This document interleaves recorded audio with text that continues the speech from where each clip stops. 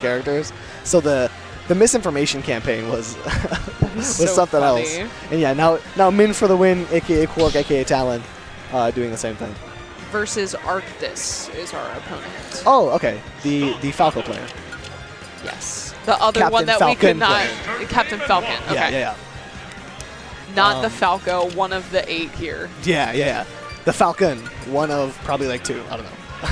I never I assume there's committed to the another. bit like Suspect did, but there is a person with the tag Emma who plays Mega Man, and they're Oh, pretty that's good. That's funny. Yeah, so I always say that I'm that person. Right. I have a cracked Mega Man. I like that. That's a good one. All right, and yeah, this is going to be a good matchup here because I do believe that in terms of seeding, Arctice is the favorite here, but this matchup just sounds gross. Yeah. That sounds really hard because Captain Falcon obviously loves to be in your face, and this Game & Watch Nair, just what do you do about it? 85% off stage is also not the safest for Captain Falcon, as Min4TheWin off to a phenomenal start. Yeah, I feel like it's going to be really hard to deal with all of these ledge pressure options that, oh, never mind. Okay, Min4TheWin is going to have, but Arctice just able to fire right back, able to get 55%, looking for that Nair 1 into me probably, but able to use the up B out of shield, going to be a great option for Game & Watch. You do have to be careful on the way that we're hitting shield. We are now firmly within Game & Watch is trying to hit a smash attack percent. And with most characters, that is not a solid game plan. But as Game & Watch, you have a lot of very quick smash attacks that are very hard to punish. See if Arctice is able to kind of cut his way through those and punish accordingly. Right now, though, off stage, that is when he's going to be able to put on strong pressure. I do really like the way that Arctice used that Falcon kick to cover the landing while also cutting through the projectile of the fair as well. Very quickly broke that zone, got himself involved. Min4TheWin, a very cerebral player, though. He's going to be looking for reads on things like that. So Arctice doesn't want to get too comfortable with that option. Dash attack is going to catch the 2-frame, chases with the up B. Yeah. The invincibility is going to get it done for Min4TheWin. Able to use that up B out of shield, but firing back with the back air to send off stage, making the recovery a little bit more ambiguous, choosing to go towards center stage. Falcon's going to be strong at the ledge, but if you don't have to deal with it, it's going to make it a lot easier to hold on to our stock, sitting at 126 right now. Close to the blast zone goes Min4TheWin, floating his way back to the ledge. The air dodge does what it needs to do. Now the up B out of shield is going to get it done for Arctice, who evens up the stock count, but does not have a comfortable game position here. The down smash doesn't connect. Min4TheWin now stuck in the corner. Up he gets himself out of there. Yeah, now has to deal with the chef. Able to use the get-up attack on shield into down smash there from Min4TheWin. Do have to be careful. That down smash is super strong. It's going to bury you, and if you're able to get an up smash or an F smash, super strong kill power on Game & Watch's smash attacks. Yeah, I definitely think the F smash would have taken the stock there if Arctice didn't mash out as quickly as he did. Just charging up that up smash. Game & Watch's kill options are so consistent, so hard to deal with. That up smash, definitely one of them. Extremely difficult to punish. I don't know what Captain Falcon has to deal with that. Yeah, and that down air just does such a great job of covering the angle that Falcon has to recover. It really sticks because when you're Captain Falcon, it's pretty predictable as to how you're going to recover, and he can cover you with up B going up towards the ledge or down air, and then just able to cover with the up B if he misses too. So yeah, or even back air, which we haven't seen yet. That Game & Watch back air has a massive disjoint and could pretty easily stuff out Captain Falcon's recovery. And this is what we're seeing. I do think Arctice is the higher seed here, but this matchup is so tough to deal with, and Min4TheWin is very good at dealing with, or at abusing Game & Watch's solid matchups. Yeah, just struggling to land against this up air. Tries to use the down air to cover the landing of Falcon, but Arctice just choosing to play back a little bit, look for an opportunity. Min4TheWin throwing out these down smashes, which if he catches you running in, that could be the end of your stock. Definitely at 109 right now. Yeah, I like what Arctice is doing here. Oh my gosh, the 9. Yeah. I like what Arctice is doing here, just kind of slowing down the pace of play. It's kind of the way to deal with Game & Watch. If you're running in the whole time at the same time, you're going to get punished for it. And now slowing it down a little bit, it's working out in his favor, but down by a lot, it could be too little too late. Okay, yeah, just struggling to find this back air. Playing super patient, which is not typically something that you see from Falcon a lot of the time. He's rushing you down, he's smothering you and not letting you have an opportunity to set up these like zones, but I think Min4TheWin is just doing a really good job of covering space on the ground, especially using this fair right now. Arctice able to find an opportunity here, only getting 15%, but locking Min4TheWin down. on the platform, but just able to use that up B out of shield and dash attack there to take the stock. Yeah, the dash attack too thin gets it done, and that we did start to see that patient gameplay style pay dividends a little bit towards the end of that game. I expect to see a similar play style here from Arctice. He was kind of banging his head against the wall for the first couple stocks, and he realized that, wait a minute, Game & Watch is too good at stuffing this out. Let me slow it down a little bit. I don't have to approach as much as I am. And it was working out very well for him. So I'm interested to see if he's going to be able to adapt. Because you were saying you don't see Captain Falcon's play back very often. Captain Falcon does absolutely have the mobility and the ability to do that. It's just the Captain Falcon players very seldom want to. Yeah. They want to get in there. They want to hit the big Captain Falcon moves. And Arctice, off to a very similar start here in this game, immediately approaches and gets stuffed out. Yeah, a lot of the time you see them like try to use the landing hitboxes, especially that Nair 1, but the Chef seems to be doing a really good job of stuffing that out. Ooh, able to use the up tilt for the spike there, and Arctice able to find that first stock, only sitting at 50% here. Uses the up B to try to get to the ledge, avoid this ledge trap situation, but definitely in control here. The down smash doesn't connect. I like that up B to punish it. Whoop. Arctice off to a hot start.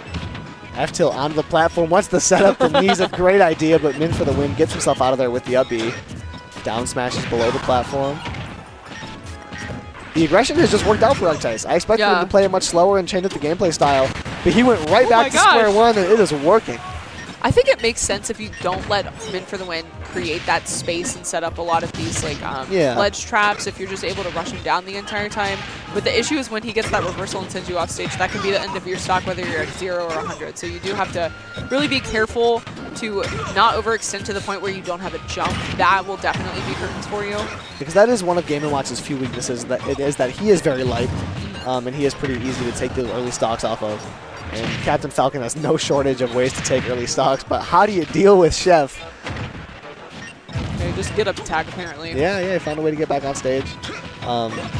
Typically, Game & Watch is a pretty solid flowchart out of that, but that forward air is going to take the stock off of Arctice. And now he has a bit of a lead, well, a very solid lead. Yeah. But he can't feel too safe yet. He's got to play safe. He can't keep running in the same way, or else Min4TheWin is going to stuff him out pretty effectively.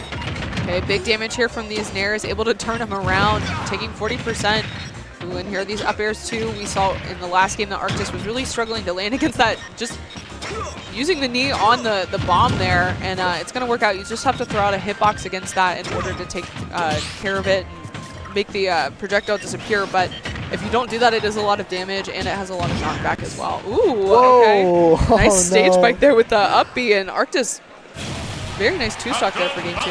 I was just about to call attention to the fact that Min4TheWin was surging back and making that game much more close than it was. At 100% on his second-to-last stock, Arctice was very much being threatened for Min4TheWin to tie it back up in terms of stock count. But then the stage spike just sends him right back down. It says, get out of here, no comeback. We're getting into game 3 here. Yeah, so I do wonder, because we have now seen both speeds and both approaches work for Arctice. Yeah. We've seen the speed work and we've seen the patience work. And right away, this is the third game in a row where we've seen Arctice get punished for being aggressive off the start. So we'll see if he mixes up the speed. Love that recovery there, choosing to go high and then going back to the ledge to avoid that down smash.